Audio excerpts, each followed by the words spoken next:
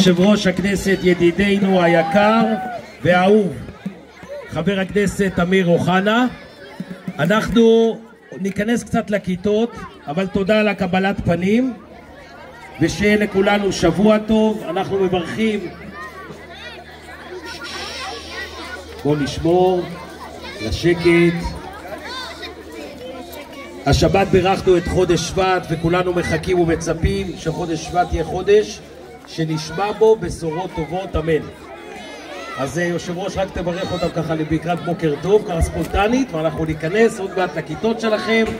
עכשיו הפסקה, נכון המנהלת? הפסקה, אז יש לכם זמן, אפילו תיתנו לה 5 דקות יותר, בבקשה.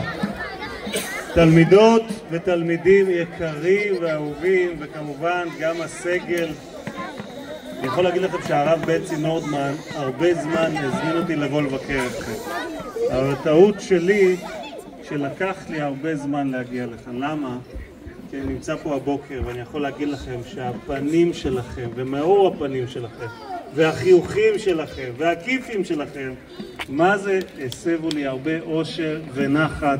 אני רואה אתכם, אני רואה את העתיד של מדינת ישראל, ולכם נשמע לא הרבה, בשבילנו זה הכל.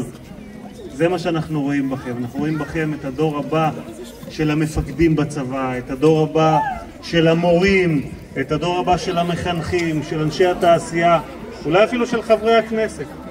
אז אני מאחל לכם בכל לב שתעשו ותצליחו, שתעלו מעלה מעלה, שתגיעו להישגים בכל התחומים, גם במוזיקה, גם בלימודים, ובעזרת השם, כמו שאמר הרב בנצי נורדמן, נשמע בשורות טובות וישועות גדולות לעם ישראל ולכם. תודה רבה. תודה רבה ילדים, הפסקה.